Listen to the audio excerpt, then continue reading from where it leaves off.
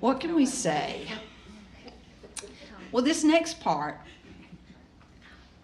is where we introduce our featured teller. Now, our featured teller each week gets a little bit more time so that we can showcase his or her talents. And so this week, we are fortunate to have our former JSG president, Jeff Stratton. Now, he's been a really integral part of the guild. He was the former past president, and I was his vice president, and he was a great mentor to me, and he tried very hard to correct my ways. But so we can't blame him for not trying. He really tried hard. But we now know, as some of you know here tonight, that they have sold their house and they're moving to a faraway land called Portugal. Now, Jeff said earlier, I heard him talking to some of his friends, and he said he thought they said Pennsylvania.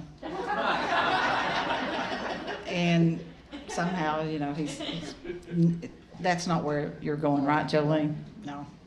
He and his wife, Jolene, though, are headed out that way. And this Saturday at 4 o'clock at the Good News Fellowship Hall, we're going to honor him with a supper. So feel free to come out and join us. Honestly, I don't know where to begin with describing our featured teller. Well, I'll try. It would be hard. So, Jeffrey Stratton is known throughout the land as a liar and a talker having strange habits. And we're going to prove it tonight. So I'm going to ask Jeffrey Stratton, please come to the stand.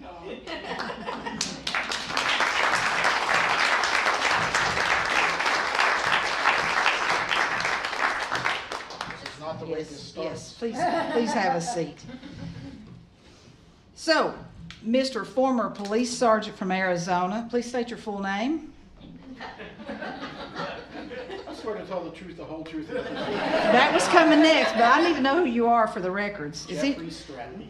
And this has been recorded, by the way, so just in case. That's right. So, Mr. Stratton, isn't it true that in the year 2017 you won the South Carolina Liars Contest? Yes, it is.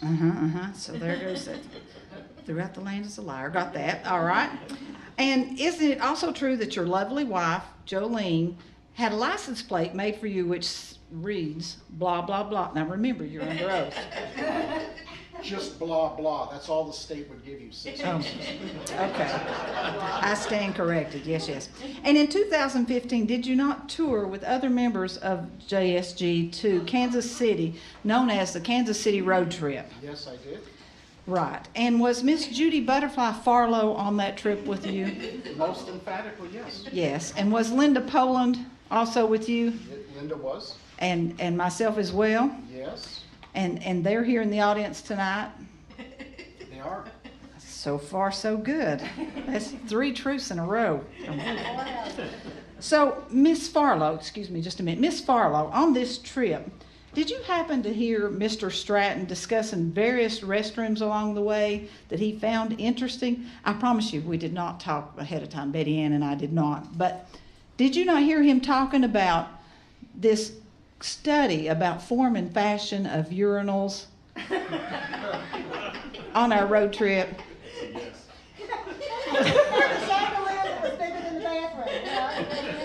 That's right. And Miss Poland, did you not also hear this? I did. He took pictures. In fact, something about every night at the dinner table, right, wherever we had stopped to eat, he would talk about this co-study that he had done with some Catholic woman named Patsy, right? Anyway, and so my next question you've already answered. He did show us pictures of those places to rest one's gluteus maximus. All right, that's for the children. We don't. So therefore, I would submit to you, audience, that this man here is a brilliant example of storyteller extraordinaire. He can delight audiences of all kinds, and I'm so pleased to call him mentor and friend. Please give a warm welcome to Jeff Stratton. There we go, not too much. Oh, that works, Libby. Right? Y'all can hear me? Mm-hmm. Okay. Thank you, ma'am. Well, yes, this is my last Woo. Stop it. I'm going to tell you about my journey through storytelling here at the JSG, the Jonesborough Storytelling Guild. It started in a very inauspicious way about 10 years ago, summer of '09. My wife and I had just moved here. We knew that Jonesborough was known for storytelling, but I really didn't appreciate to what degree. And that very first summer of '09, it was so hot, maybe July, we were walking down Main Street, passing right out front, and they had that little sandwich board out there, and they're advertising the matinee, the teller in residence that we have every year during the warmer months. And I thought, let's jump in there and see what that's all about. So we came in, we bought 2 tickets, and sat here in the audience. And the teller was a fellow, he's nationally known, a fellow named Kevin Kling. You guys know Kevin Kling? Yeah, he comes to the festival. And Kevin stood here for an hour and did a story about being a bus driver in Minneapolis. How can you do that for an hour? But he did. And he played 6 or 7 characters in that bus simultaneously. He was the driver, he was the pensioner, he was the bag lady, he was the commuter, he was the street thug. There was a couple others. And he did this, you're nodding, you've heard him tell that story. He did this kind of role where he went back and forth and changed characters for an hour. And it all fit. And at the end of that time, of course, he was done. He left to go outside and meet people, and they turned the lights down. All except the light back where Gary sits here, where the lighting and sound is. And Jolene and I were the last ones coming out. I think we were sitting in that corner, and we're walking out. Everybody was gone. And I looked at her and I said, I gotta go up there. And she said, why? And I said, I want to know what it feels like. She goes, no, it's closed. Go. Well, this is a common theme in our marriage.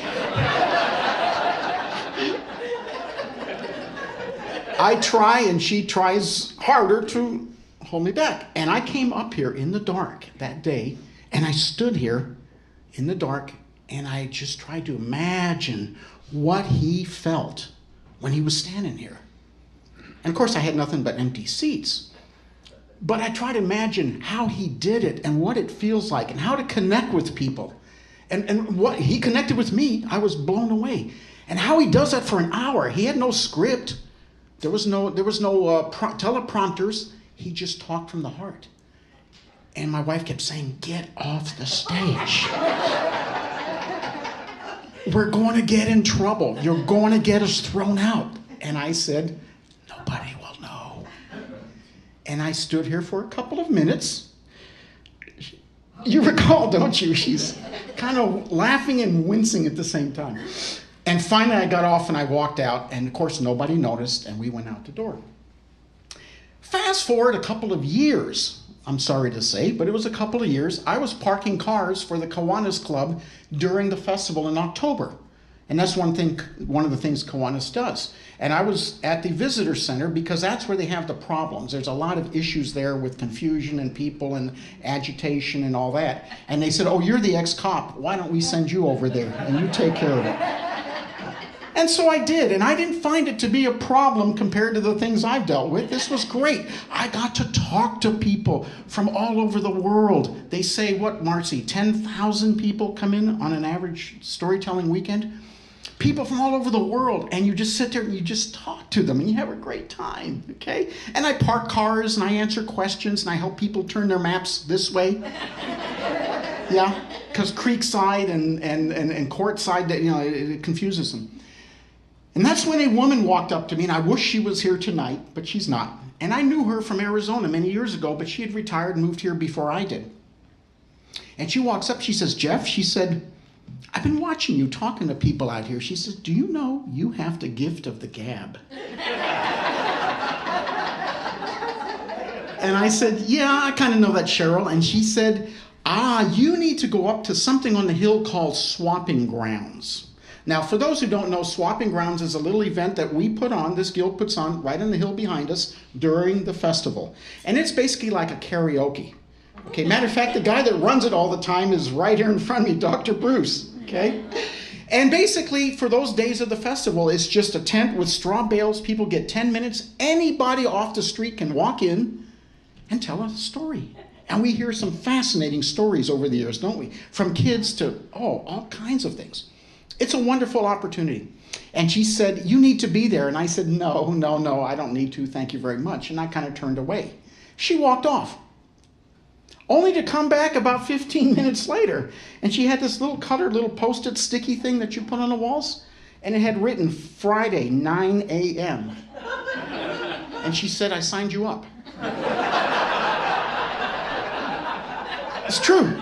And the problem is she knew my name, so there is such a person signed up. And I kind of laughed it off. I thought, I didn't commit to this. I don't have to. And she said, no, you really ought to give it a shot. And off she went. Well, when my shift was over parking, I got curious.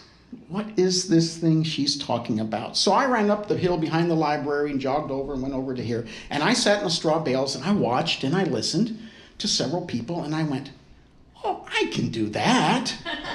Heck, there's nothing to it. So I went home kind of reassured that yes, I could do it and I would do it. And I walked into the house and I told my wife, somebody sign me up to tell stories tomorrow morning and I'm going to go up in front of an audience tell stories. And she's like, you had the dark stage, you don't need any more. And I said, no, this is awesome, I'm going to do it. And she says, what are you going to tell? I don't know. But I'll come up with something. So that night I sat and thought, and I have a certain way of looking at the world. At the world. I look for the absurdities in life, and believe me, they're everywhere. I do very well with that. And one of the things that has blown my mind away is the road system here. Gary's nodding his head already. I've had licenses in 6 states. Never have I seen a road system so confabulated as you have around here. Okay, I came from kind of a grid system, 100 blocks, streets, avenues. Maybe in the country they're further apart. The name tends to usually stay the same. Okay? Yes. And then half the roads are named after people. And by the way, I've only seen one with a woman's name. And that's in my neighborhood. Her name is Emma Grace. She turns out to be the daughter of Kelly Wolf, the mayor, who's a builder. And I asked him one time, he said, I built the street, by God, I paid for it, I'll name it what I want. And I appreciate that, but I noticed that the streets don't seem to be named after women. So I got up that day and I walked up on the swapping grounds and I made fun of the road system here. Seriously made fun of it. Seriously. I felt, well, I'm an outsider. It doesn't really matter. One of my favorite names is on 81 South as you go towards Irwin, actually by Lamar. There's a little street called Hot Shot Ramsey Road.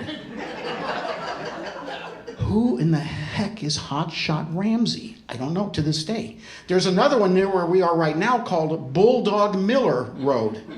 Oh yeah, you're nodding the heads. I one time asked somebody, and I told this story, who was Bulldog Miller? And they go, why do you want to know? I said, well, I would like to know what I need to do to get a road named after me. That's immortality, isn't it? Okay? And they said, ain't gonna happen. Why not? Because you ain't from around here. I appreciate that. But I said, okay, nevertheless, okay, fine, we'll accept that. Who was Bulldog Miller? And these 2 guys stood there, and they had a conversation with themselves like I wasn't there. They're talking like over me. Not hard to do, I understand. And the guy goes, he don't know Bulldog. He don't know Bulldog. He don't know Bulldog? And I go, I don't know Bulldog. Who's Bulldog? And they said, why, that's Sonny's cousin.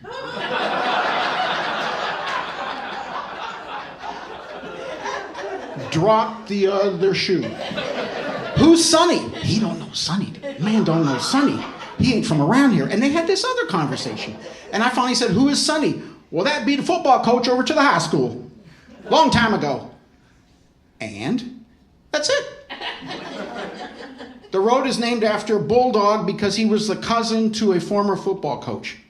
Period. Whoa. This is a different way of thinking than I'm used to. And anyway, my story went on, and I was up there for 10 minutes making fun of people's names. And when I got off, I thought, son, you done blown it? They're going to bring one of those rails out and with the tar and the hot, and they're going to ride you right out of town. And instead, 2 members of the guild came up to me and called me over to come to the side of the tent.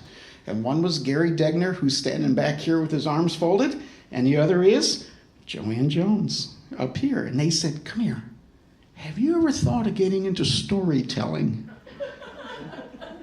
That's when the danger started. And I really hadn't. And honestly, I was late for my shift parking cars. I needed to get down the hill. So they said, well, let's talk and give us your info and all that. And then I ran down and I did my thing. A few months later, I went to a meeting, and back then they were held at the little Christian church on the corner up here at Fox. And very short meetings. Didn't have a lot of people. And then they'd have storytelling in the Creekside restaurant. People would eat, and there'd be a microphone in the corner, and people would talk. And I thought, I'm going to try this. And every time I went home to my wife, she would do this. She is a saint. And I finally joined, and I had the interviews, and we went through the process. And then I was paired up with a mentor, Leon Overbay. Leon was one of the founders 25 years ago. He wasn't president at the time, Sandra was, but he was the man. And he was from Boone's Creek. They call him the Bard of Boone's Creek, way up where they're building that fancy school up almost to the interstate here, that way. And Leon was a very laconic guy. You agree? Yeah. Man of few words, didn't say much, just watched you. He was a country boy, from way back. And he started mentoring me. And one of his big things was the Crumley House. Over here in Limestone for the brain, TBI, the traumatic brain injury folks. And every last Tuesday of every month for about 8 years now, we perform there for them. I did last month, we still do. And Leon was very big into that. He said, you've got to get as much storytelling under your belt as you can. You've got to start coming to events. So I ran around with Leon. We went to Crumley House. We went to churches. We went to senior centers. We went to festivals, open mics, whatever there was. And I started polishing my techniques. And I would sit right here and I would watch the tellers day after day, week after week, season after season. How do they do this? How do the professionals do it? How do you start? How do you end? How do you use the body? What do you do here? The pauses. And I tried to absorb as much as I could, literally at the feet of the experts. And I'm going to name a couple of people who I learned from. Sandra Kelly, who had been our president at the time. She lives in Florida now. Sandra was, to me, the master of the expression. Sandra would close her eyes, change her voice, and she did these beautiful hand gestures, and then she would pick it up and take it somewhere else, right? And I'd watch her and how she would do that. Just classic.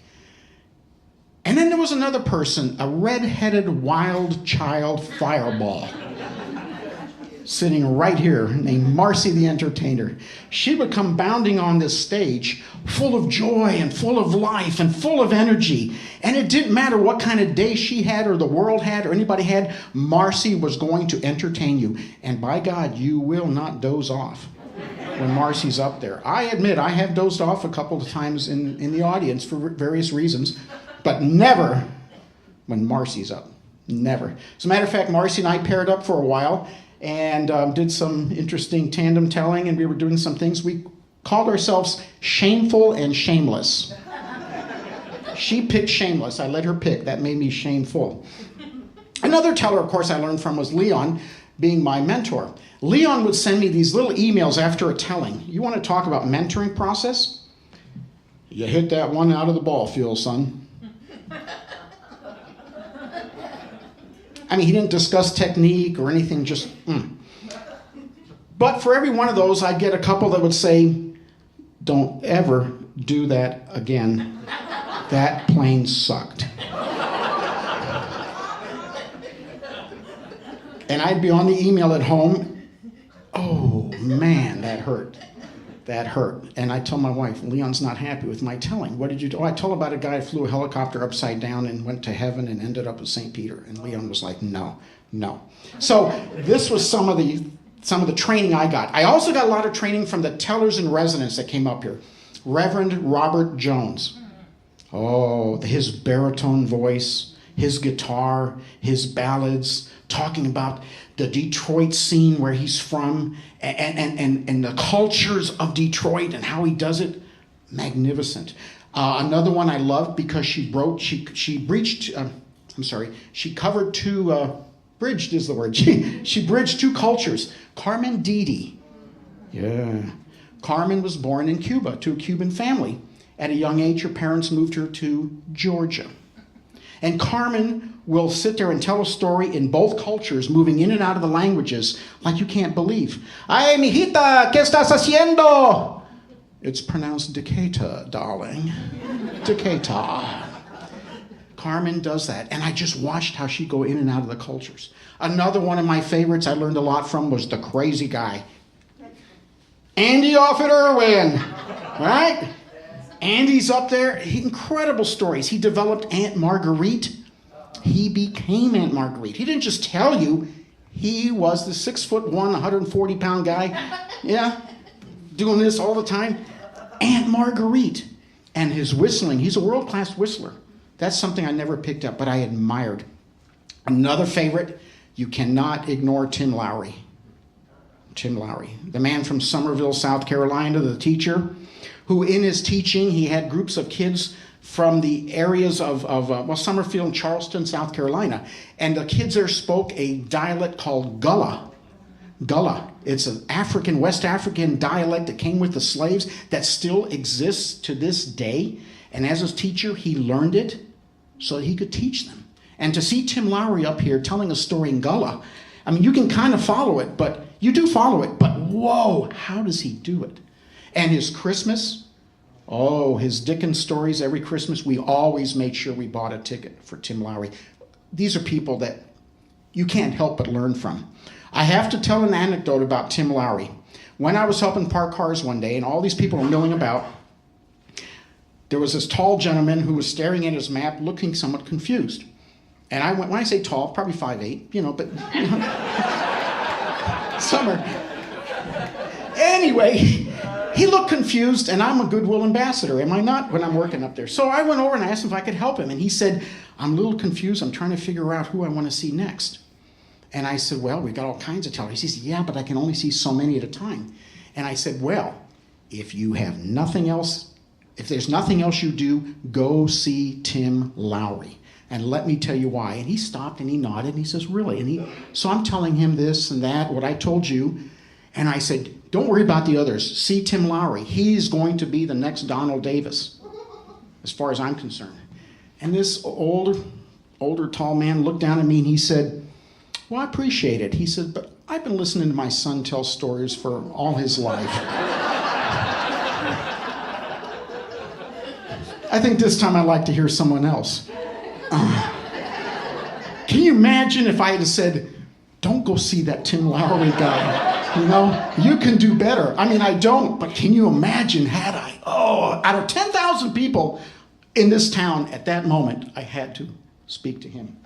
Whoa. And I have since told Tim that story, and he's talked to his father, and he's confirmed it. But the teller that really caught my attention was the Methodist minister, the lying king, the 5-time West Virginia state champion liar, Mr. Bill Lepp.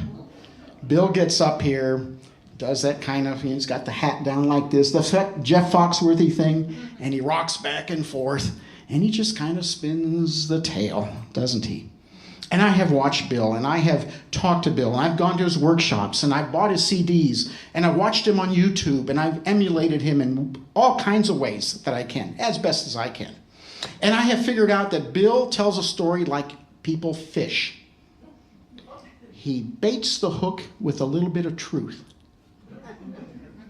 and he throws it out there, and he wiggles it around. Little bit of truth. And we all want to hear the truth, right? And people are nodding. And little by little, Bill starts reeling it in. And a little more, and a little more. And then pretty soon all the fishies are running over and they're nibbling at that bait, that truth. Boop! And he sets that hook and he starts to bring them in.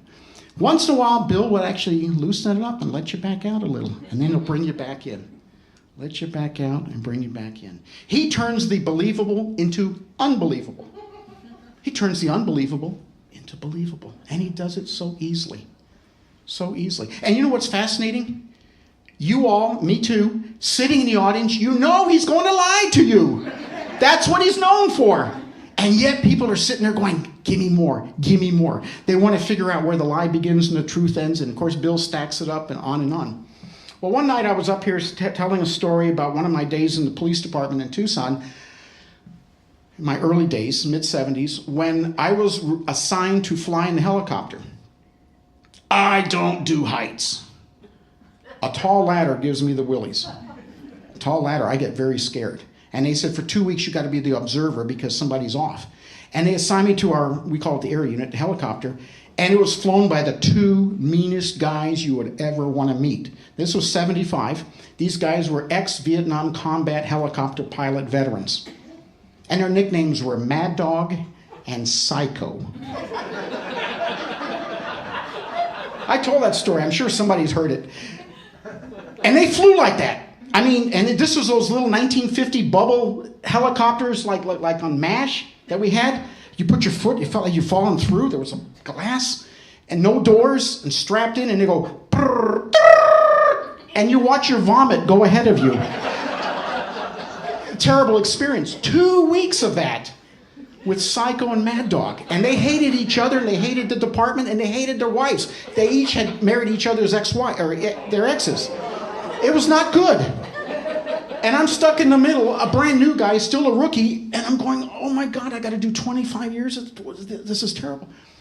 But I told that story one night, and Bill was a teller in residence sitting over in this end. And he leaned over to my wife and I, and he says, Jeff, he said, could I borrow those characters?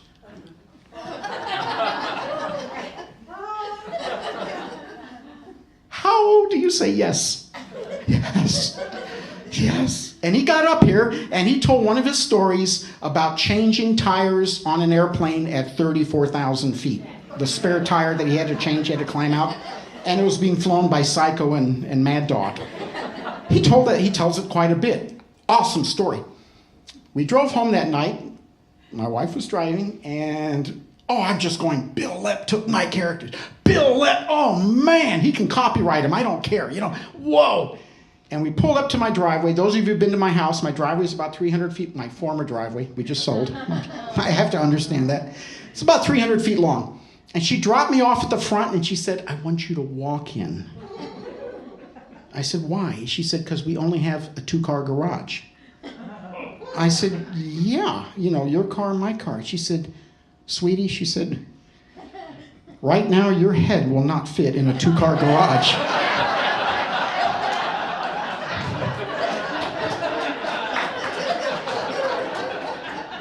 She said it once since after that, I believe, at least twice over the years. Anyway, that was my exposure, and I thought, this is my niche. And I told Leon, I'm going to be the tall tale guy. I'm going to be the personal stories guy. I'm going to be the liar guy. And I worked on it. I worked on it so many ways. To the point that I created my Cousin Clomo. Many of you have heard me talk about Cousin Clomo. Cousin Clomo, as I've told you, was the hippie side of my family in California. The parents were all hippies, and they named their kids after the periodic table of elements. Because nothing is closer to Mother Nature, right, than the periodic table of elements. And cousin is actually copper, zinc, C-U-Z-N, chlomo, chlorine, oxygen, molybdenum.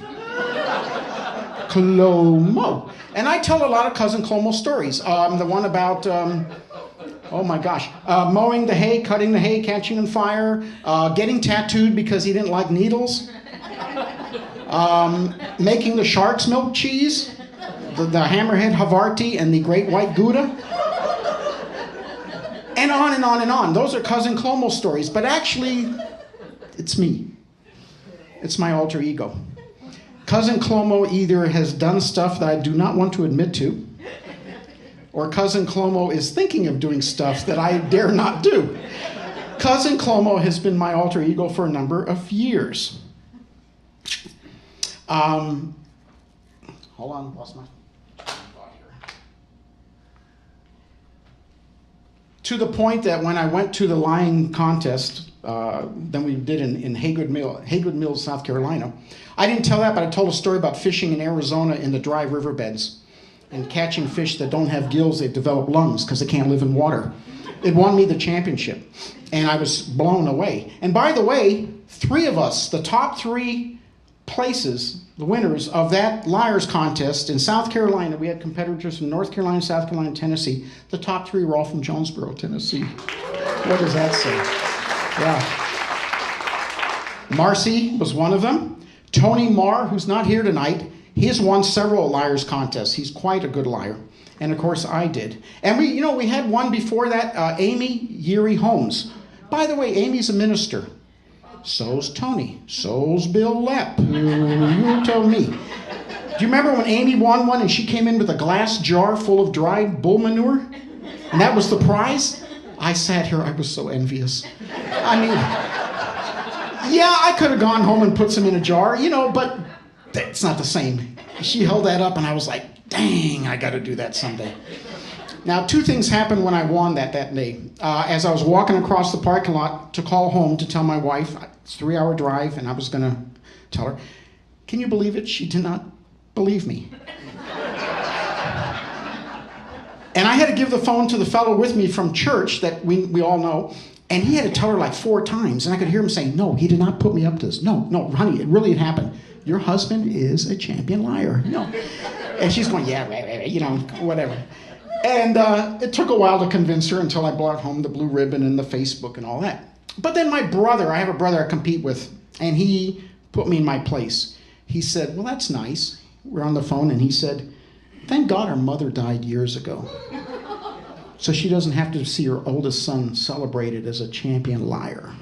Mom was old school. Mom would not put up with that at all. Not at all. One of the highlights of my storytelling journey here, and you've touched on it, was the Kansas City road trip. That was awesome. It's never been done before. I don't know if it'll ever be replicated. 7 of us were in a van for about 11 days, going through the Midwest in the heat of the humidity in summer, telling twice a day in different venues. We did churches. What else did we do, ladies? Churches. Hospitals, schools, veteran centers. We did private clubs, private homes, and we took the message of storytelling halfway across, a third of the way across the U.S. It was an awesome experience, to the point that we invented our own slogan. Anybody? You're laughing already. Would you like to tell it, or do I? Somebody had called us and said, how are things going? We were a couple of days into some, you got 7 personalities in a van living here, some issues. And we ended up developing a slogan that's just like this. It said, well, no homicides, no suicides, but it's still early. Didn't we? And we kind of held off. I'm glad to see you all here today from that. Okay, besides the fun times in storytelling, there's also some low times. There's also some tough times. We had 3 members pass away in the last few years, and that was terrible. The most recent was Harry Schaefer. August? He died in August. Harry used to sit right here. He was on our board. He was our parliamentarian. He was our treasurer. His wife, Marjorie, was one of our better, well-known storytellers. We lost Harry last year. 2 or 3 years ago, we lost Pat Smith. Pat was one of our most energetic support members. A sweet lady. I mean, oh my gosh, what a saint. Unfortunately, we lost her. And then 3 years ago, Easter, coming up, we lost the president, Leon Overbay, who had been a founder, and he had come down with cancer. He called us all. He called the board to his house that freezing February day up in Boones Creek, and he said, I can't do it anymore. He's going to hospice, and he's stepping down. And everybody turned and looked at me, because I was the vice president. I had agreed to be vice president because I had been assured the vice president doesn't do much. And the only time you're needed is to fill in those few times the president's not there. And I went, well, I'm doing other things, but yeah, I guess I can. Suddenly, the guild is in my lap, and I am having to shoulder it and deal with past concerns, present everyday issues, and of course, we're trying to build a direction and a mission and a vision for the future. And it was a rough time, because have you ever heard the phrase herding stray cats? 55 right-brain, creative-minded artistes going like this all with different ideas of how to do things, and you're trying to corral them in all the time. You know, one got away, bring her back, you know. It was wild. It was tough. And we had a lot of little issues we had to deal with at that time. But we did get through it. And you know, the strength of any organization is dealing with that, fixing those and moving on, isn't it? And by the way, you all are all aware this is a volunteer organization. Those of us who put in, I don't anymore, but those of us who put in 20 hours, 30 hours a week and up, it's all because they love it. I would like to ask all the board members to stand up for recognition, please. Right now. You're a board member. You're on the executive board. Please stand up.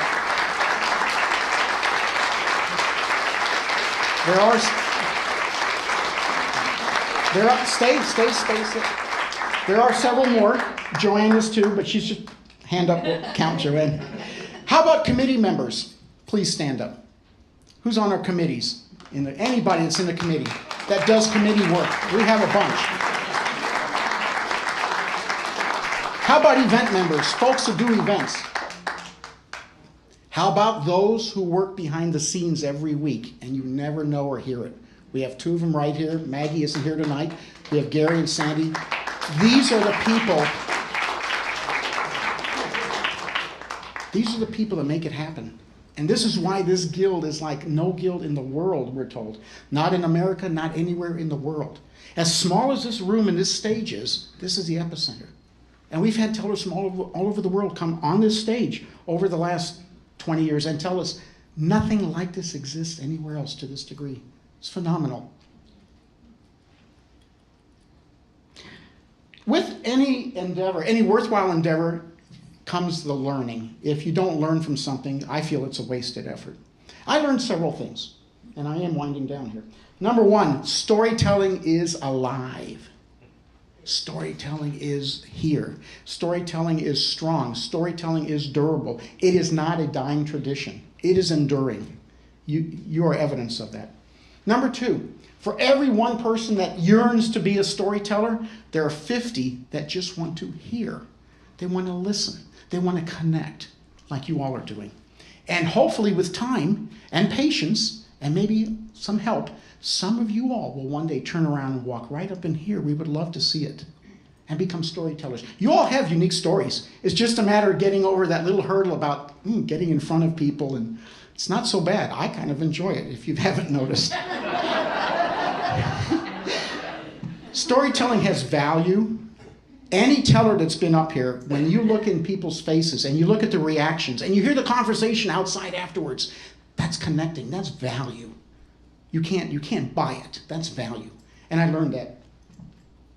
Storytelling is also not just recreational or entertainment. It is, of course, but it has taken on another facet now here. It's now becoming rehabilitative. Okay, Ballot Health is one of our sponsors. Deborah Lowry, who is with Ballot Health, I talked to her today. She had a real massive operation, and she's not even able to talk right now. Otherwise, she would have been here.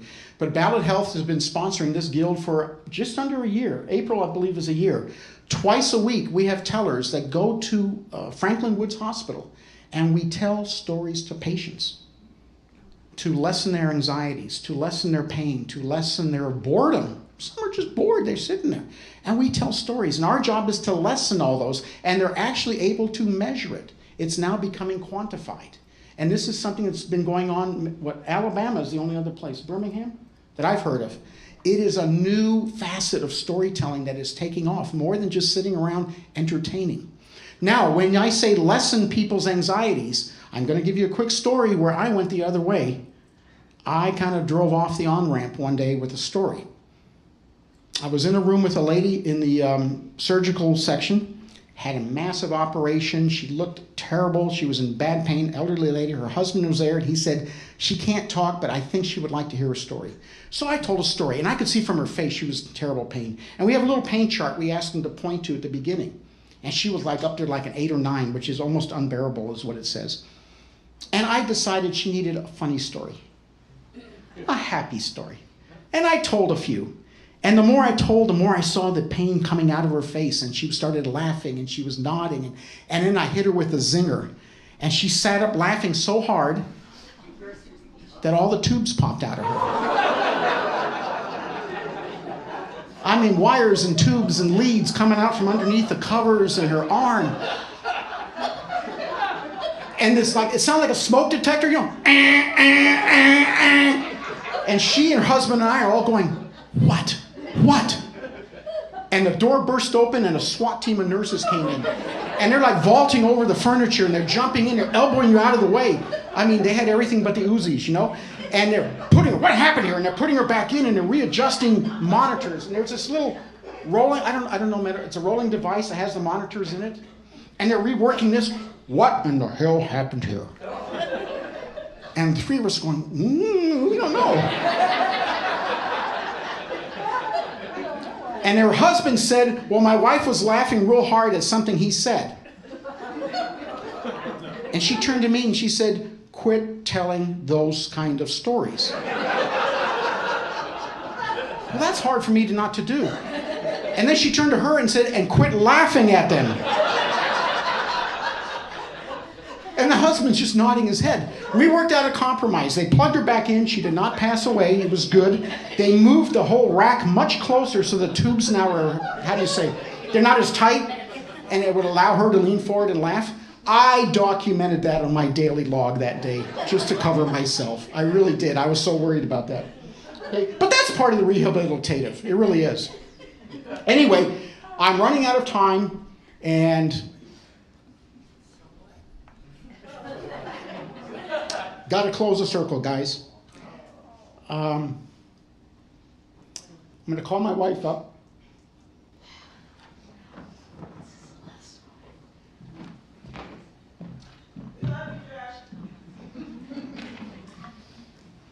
Okay, babe. I have something to say.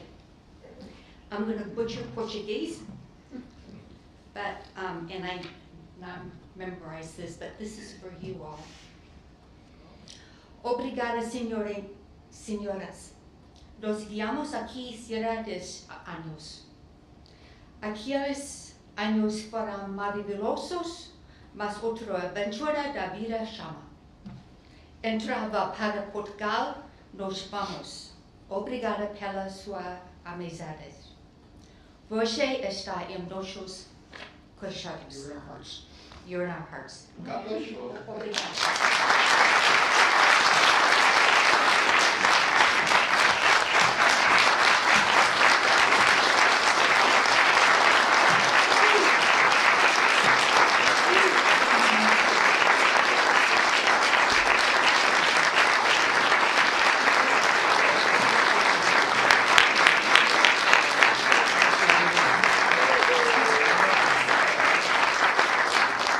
Wow, I'm sorry. Thank you. Please come back on Tuesday nights. We do this all the time, guys. We're coming to Portugal. Get the extra bedroom ready. Jeff, the best of you all. Well, all right, audience. What do you say? Is he guilty as charged? Yes. Thank you, Jeff, so much. What a night. What a night. I want to take a moment to thank our house managers, Gary Digner and his wife, Sandy, our assistant back there helping him, Wayne Lawrence, and our ticket sales lady tonight, which is Edie Stevens.